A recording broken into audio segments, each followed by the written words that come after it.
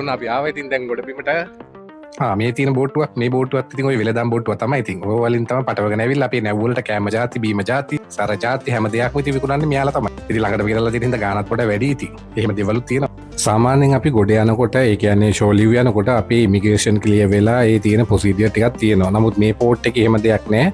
දැන් මෙතන ඉන්නේ ඒජන්ට් ඔය තොප්පිය දාලා ඉන්නේ ඒජන්ට්. ඉතින් එයා මේ ඔක්කොම ෂෝ පාස් අපේ ෂෝ පාස් එකක් කියලා එකක් විකුත් කරනවා.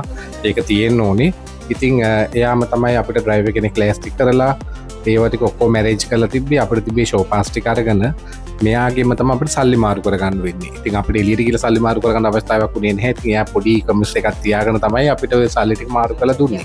5 bigger to choose small. Cannot. It's okay. 5 minutes. ඉතින් guys අපි ඕන නැග වාහනේට යන්න හදන්නේ අපි කට්ටියම ඉතින් එන හැපි එකේ ඉන්නවා කට්ටියම. hello. ඉතින් ඔන්න ගයි අපි යන්න හදන්නේ. ඉතින් යමු. ඊළ බලමු එළිය කොහොමද කියලා වියට්නාම් බලමු.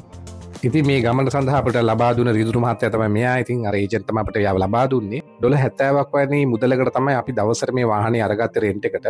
ඉතින් මේ ඩ්‍රයිවර් සමග ඉතින් එයා අපිත් එක්ක හිටියා. ඉතින් දැන් එයා අපිව එක්කගෙන යනවා. දැන් තමයි මේ චූටි පෝට් එකක්. ඉතින් මේක නිකන් ගම්බද වගේ ප්‍රදේශයක්. අර මම ඔයාලට කලින් කිව්වා වගේ අපි අර ගොඩක් මේ පෝට් වල ගන්නේ ඈත වගේ ප්‍රදේශවලට. ඉතින් දැන් මේ ඉතින් පොඩ්ඩක් එළියට දාලා මේ යන පාරේ තමයි අපි මේ ගමන් කරන ගමන් ඉන්නේ. ගොඩ දවසකදී එළියට ආවේ ඉතින් මාර නිදහසක් දැනුනේ. ඒක දිගට වැඩ කරලා අපි නිකන් මැෂින් වගේ සමහර වෙලාවට ඉතින් අර හැමදාම නිතර දකින්න කුකුලගේ කර්මල සුදු වගේ ඉන්න 24 දෙනා එකට දකින්නවා. ඉතින් ඕ වගේ අමුතු මානසිකත්වයක් තමයි නැවක තියෙන්නේ. ඉතින් ඒකයි කියන්නේ නැව්වල ඉන්නකොට ප්‍රශ්න ති කරගත්තාමත් ඒ වගේ දේවල් වෙනවා. ඉතින් අර ඒ තරහ වෙලා මේ මිනිස්සගේ මූණ ආපහු බලන්නත් බෑ. ඉතින් අර ඔයාලට හිතා ගන්න පුළුවන් දැන් ඔයාලම රස්සාවක් කරනවා නම් ඒ රස්සාවේ තුල හැමදාම එකම තැන ඔයාලට ඉන්න උනොත් මේ දැනන ෆීලින් එක කොහොමද? ඉතින් අපි ඉන්නේත් මෙතන. ඉතින් ඒ වගේ අමුතුම මානසිකත්වයක් තමයි නැව් ජීවිතය කියලා කියන්නේ. ඉතින් මෙහෙම ගොඩබිමකට ගියාම තමයි අපේ ඉතින් ඔය තියෙන ස්ට්‍රෙස් එක අඩු වෙන්නේ.